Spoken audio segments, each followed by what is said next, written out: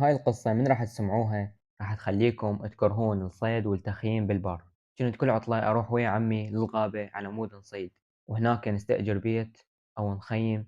واني مو قوي بالصيد، وكنت بعدني جاي أتعلم وأكسب خبرة من خلال السنوات اللي كنت أروح بيها ويا عمي. بس بعدين عمي حالته الصحية تعبت وظليت أروح بوحدي. بس من رحت بوحدي قلت هاي آخر مرة أروح بيها، اجتش العطلة قررت أروح بوحدي على مود أصيد. واستأجرت بيت بالغابة عن طريق موقع بالإنترنت. رحت للغابة وكان يوم جمعة وكانت الدنيا ليل، ووصلت للمنطقة اللي راح أبلش بيها صيد. وكان الجو هدوء مو طبيعي وظلمة، يعني من كثرة الهدوء حتى ما كان أكو صوت حيوانات أو حشرات بهاي الغابة. والمنطقة اللي راح أبات بيها كانت منعزلة. وصلت للبيت اللي راح أبات بيه، وتذكرت اللي أجر لي البيت قال لي راح تلقى المفتاح جوا السجادة. وفعلا لقيت المفتاح وفتحت الباب ودخلت للبيت. البيت كان صغير وبغرفة مال نوم وحدة، بس قلت عادي يمشي حالي. والشي اللي عجبني اللي أجر لي البيت كان مجهز لي إياه ومشغل لي تدفئة، لأن كان الجو كلش بارد. كان أكو إنترنت بالبيت وشغلات حلوة، وأني فرحت هنا صراحة. بعدين رحت نمت وخليت منبه الفجر على مود أقعد وأروح أصيد. وبرأيي الفجر هو أفضل وقت للصيد، تلقي بيه حيوانات وغزلان. ونمت وقعدت الفجر وجهزت نفسي ورحت للغابة على مود أصيد. أنا وجاي أمشي بالغابة كان الجو هدوء، وبس صوت خطوات رجلي بالغابة. فجأة وأني جاي أمشي كان أسمع صوت واحد يصيح وراي. أني قبل رحت وختلت ورا الشجرة لأنه الصوت صدمني، والصراحة خفت. ومن باوعت وراي شفت رجال كبير بالعمر شعره رمادي وإجا علي. قال لي جاي تسوي هنا؟ قلت له شنو؟ قال لي الصيد ممنوع بهذا المكان. أنا وجاي أشرح له وأحاول أقول له إنه ما كنت أعرف هذا الشيء.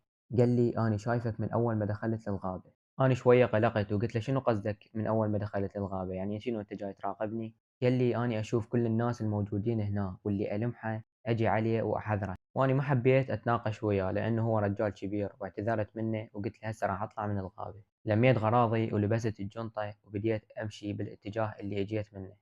أول ما مشيت تقريبا 3 خطوات باوعت وراي الرجال اختفى. الصراحة ارتبكت، بس كملت طريقي ورجعت للبيت اللي أجرته. طلعت عنة المكانات اللي مسموح بيها بالصيد، وأخذت سيارتي ورحت المكان مسموح بيه. ولقيت مكان زين ورحت بيه.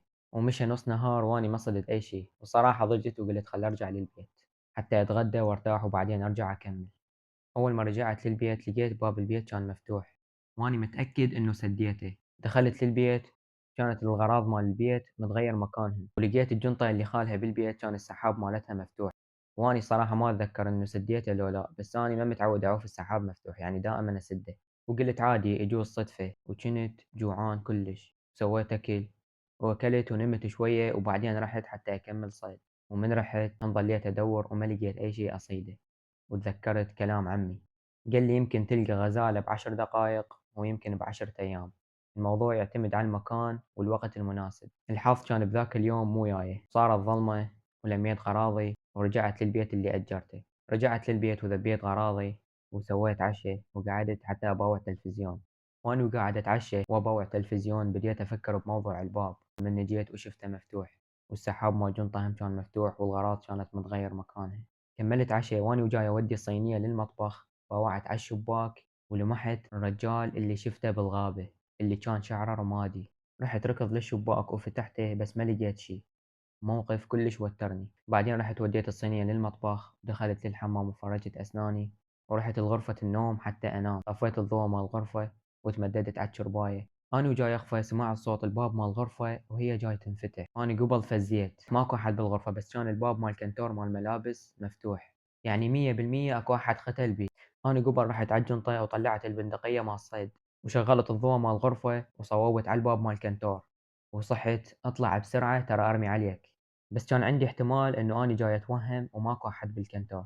بس أول ما بدأ باب الكنتور ينفتح شوية شوية اتجمدت بمكاني من الخوف، لأنه الرجال اللي كان قاتل بالكنتور هو الرجال اللي شفته بالغابة الكبير بالعمر. طلع راسه من الكنتور وابتسم، وواحد من أسنانه كان واقع. كان يقول لي ها يعني كشفتني؟ قلت له لا تتحرك ترى أرميك. طلعت تليفوني واتصلت على 911، والحمد لله كان اكو شبكة بالمكان، والشرطة من عرفوا قالوا لي جايك بالطريق. وأنا وجاي أنتظر الشرطة يجون، هذا الرجال كان يسولف وياي ويقول لي أني أكره الأشخاص اللي يجون بهذا المكان، وأني ما فهمت عليه، بس على الأغلب إنه كان وجودي بالمكان مضايقه، وأني قلت له سد حلقك لحد ما تجي الشرطة لأنه التهمة عليك واضحة وأنت حرامي. وبعدين سألته وقلت له شلون دخلت؟ جاوبني بكل بساطة وقال لي الباب مال البيت كان مفتوح، وما أعرف إنه هو كان دا يحكي الصدق لو لا، بس أنا كنت متوقع إنه هو دخل من الشباك. وندق الجرس مال البيت ووصلت الشرطة، وقلت له دير بالك تتحرك على مود أروح أفتح الباب للشرطة، وقلت مستحيل يقدر يفلت لأنه الشرطة وصلت بعد. فتحت الباب للشرطة وجينا أنا وياهم للغرفة، وانصدمنا. الرجال اختفى، وأني هنا ما عرفت شنو أقول للشرطة، وأني متأكد ما كنت جاي أتخيل الرجال كان دا يسولف وياي. بعدين الشرطة دزوا على أبو البيت، وإجا أبو البيت وقال إنه ماكو أي مفاتيح ثانية غير اللي عندي، وقال لي يمكن أنت كنت ناسي الباب مال البيت مفتوح لو دخل من الشباك. بس الغريب إنه وين اختفى وشلون اختفى هذا الرجال، وما أعرف إذا هو كان إنسان لو لا. وهذا أبو البيت بدل ما يطمئن علي وعلى غراضي جاي يلوم بيا ويقول لي أنت السبب.